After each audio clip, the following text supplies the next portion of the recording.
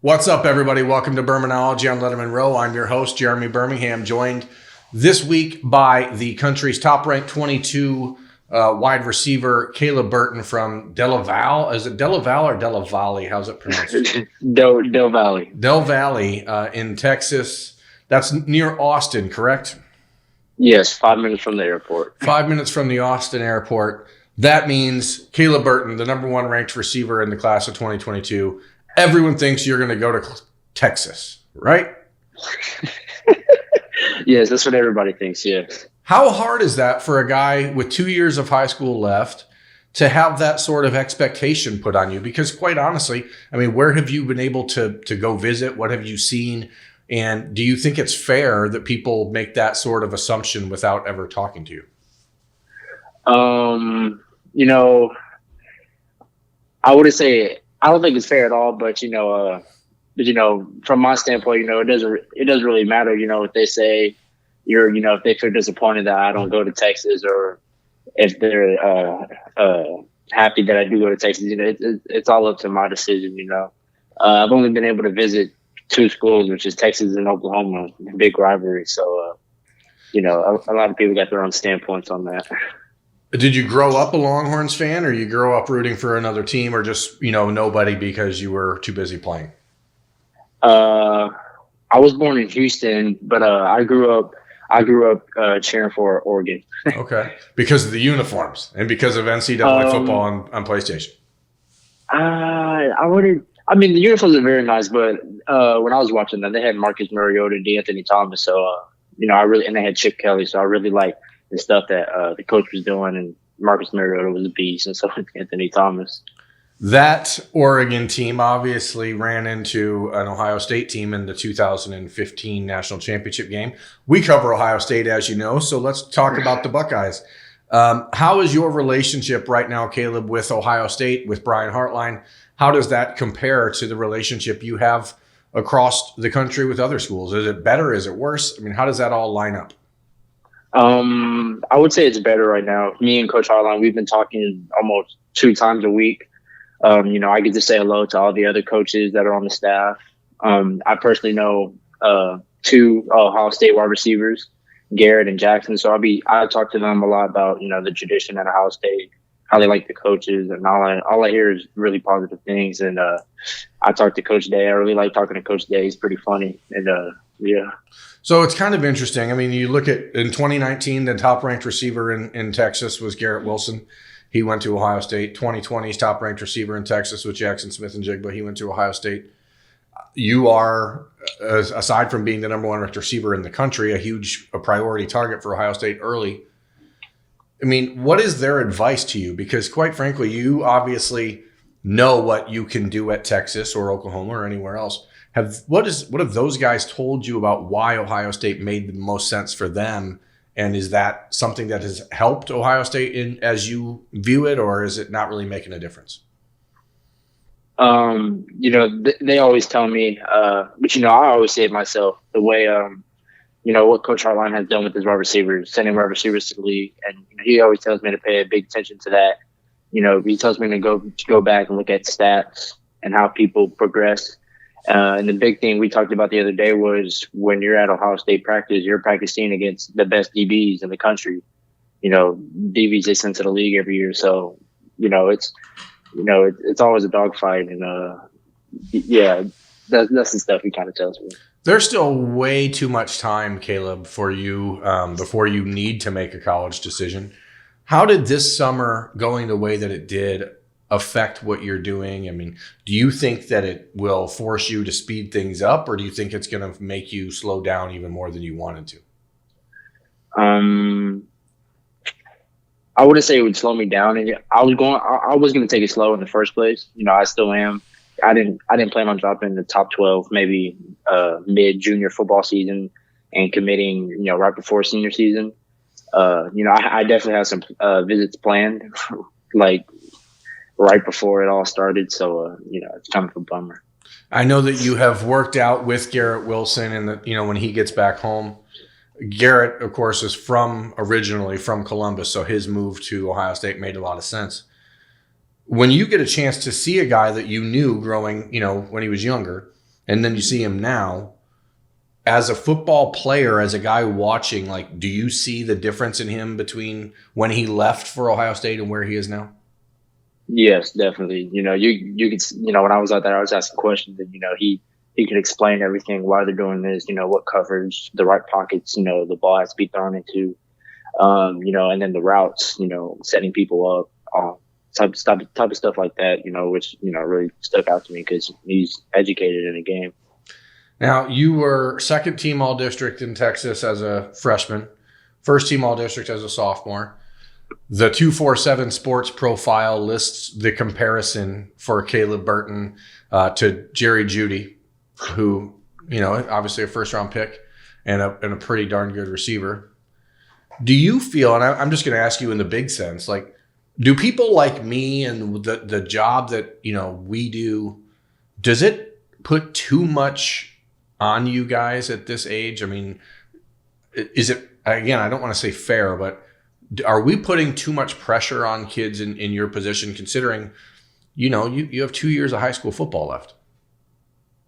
I'm pretty sure some kids may see it that way. Personally, I don't. There's always people comparing statistics and all that, but to me, it doesn't get in the way. But maybe for some other kids, yeah, it could play a part. Your father played linebacker in college, correct? Yes. And he's your high school coach? Yes, head football coach. What is it like having dad as your head football coach?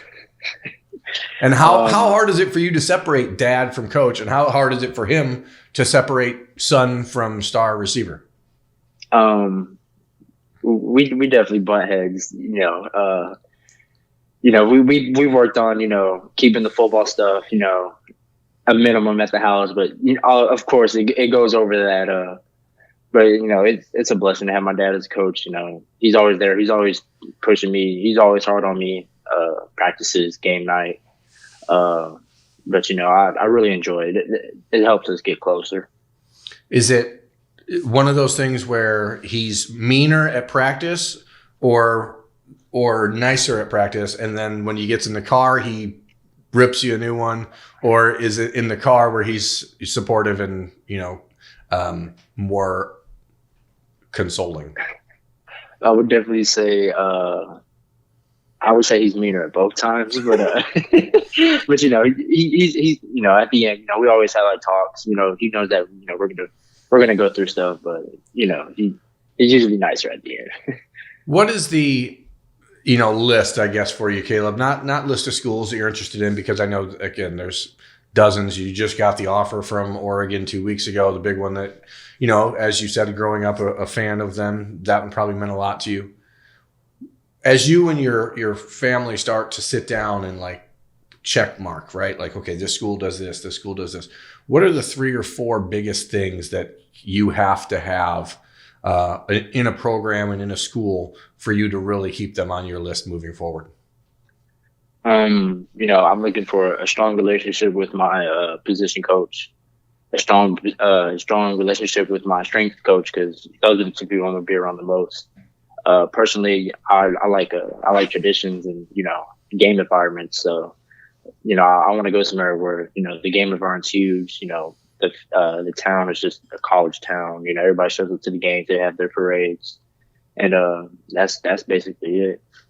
Is there, as you start to picture this, and I know you did say, maybe by the start of your senior season to have a decision made, but what do you have to do before you get to that point? And like, do you have a list in your mind of, okay, I need to visit 3 schools, I need to visit 8 schools, like, or is it a matter of one day you could be at Oregon or at Ohio State on your first visit, like Jackson did, and say, hey, you know what, this is it? Or are you going to be hard and fast with, I need to do this, and this? I'm definitely going to be a person that is going to visit a whole bunch of schools before I make a decision. I don't think I will ever go to a school. I may like it a lot, but it's never going to be to the point where I'm going to commit right then and there. I want to be able to see all my options before I go anywhere. What did you do this summer? I mean, again, the COVID-19 pandemic stopped you from making any visits that you had planned. Texas is like most schools or most states in the country, and especially in the southern part of the country, starting to get ready to get back to playing football. What have you done to better yourself from those, 2 all-district seasons in a freshman and sophomore year? Where are you now? I would definitely say I've been working. I've been lifting a lot of weights. I've been on the football field almost every day. I've been really working on my speed a lot, getting faster, a whole bunch of hill work. I've been working on my breakdowns, coming out of my breaks faster. I'm really excited to see what I can do this year. I feel like, I have something in store. What have you done with all the extra free time? I mean, have you been playing a lot of video games? You just, what do you do when you're not on the field? My sister, she's a college athlete at Texas Tech. She came home for a little bit, so I've been chilling with her. She's back in Lubbock now, but other than spending time with my family, I like to eat food and play video games. Me and my dad, we barbecue a lot too. What is the go-to barbecue item for you? And are you making it, or are you just eating it? I hope a little bit. My go-to, I'd probably say I'd probably say steak or brisket. Yeah, well, I mean, you're in Texas. Brisket has to be at least in the conversation. Uh-huh. What is the video game of choice? Are you a Madden guy, a 2K guy? You prefer like battle, Call of Duty? What do you get down with? I'd say I'm a Madden, Fortnite, and Warzone player. See, I've tried to play like Fortnite, and I used to, you may not think of it. I'm now old and stuff, but like I used to have like pretty good reflexes, and I was athletic, and I tried to play Fortnite, and I was playing with like my 7-year-old nephew, and he just absolutely shellacked me in a way that I've never been beaten in my life in a video game. And so I was like, I'm never playing this again, because it made zero sense to me. Zero sense. Yeah. How is Caleb? What is different about the interest that you're getting right now than maybe you expected? I mean, because obviously it's early in the process, but your national ranking, you're like the 11th ranked player in the country or something. Did you expect all this at this point, or is this sort of taking you by surprise? If I'm being honest, it took me by surprise. Right before football, I was a huge basketball kid. I was playing with Houston Hoops. I was playing like in EYBL tournaments. I knew I was going to play football when I got to middle school. So in middle school, I started off as a running back. I played running back 7th through 8th grade, and then 9th grade was my first year playing wide receiver. I didn't even know what an offer was back then. So I was just going out there playing, and then I had a huge freshman year. I led the state out of all the freshman receivers out of 6A, and then that freshman spring, it kind of just took off. Like 12 offers came out of nowhere. So yeah, it was kind of surprising. You're listed on your 247 profile at 6 foot tall, 165 pounds. Where do you want to be? I mean, do you expect to get taller? But aside from that, what type of weight are you thinking you need to be at when you get into a college program?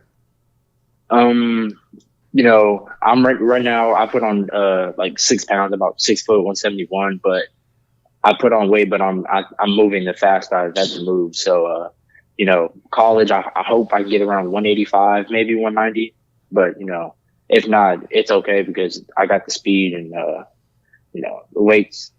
I mean, weight plays a lot in it, but if you're fast, then it's all good. Well, I mean, you look at a guy like Chris Olave. When he got to Ohio State out of California, he was around 6 foot and 175 pounds, and now he's like 6'2" and 195, 200. So, your body changes a lot, and I think it's one of the funny things about this recruiting process is that for someone like you who's 15 years old, probably 16, maybe you haven't even begun to grow. And so, the ceiling obviously is extremely high, and that's why your ranking is where it is. And, that's where I'll let you get out of here. I thank you very much, Caleb, for taking some time to let Lettermen Row readers get to know about a little bit about you. You're certainly going to be someone that Ohio State fans are talking about for the next year or two in the recruiting process. So Thanks for taking some time. That's Caleb Burton. I'm Jeremy Birmingham. This has been Birminology on Lettermen Row. Thank you for watching. We will catch you next week. Thanks for watching. Subscribe below to get the latest videos from Lettermen Row. We got Letterman Live, we've got the practice report, we got rapid reaction. Hey, and you know we got Buck IQ with Zach Bourne. For sure. We got recruiting breakdowns with Birm. We got whatever you need. Ohio State football and Ohio State athletics, we've got you covered here at Lettermen Row.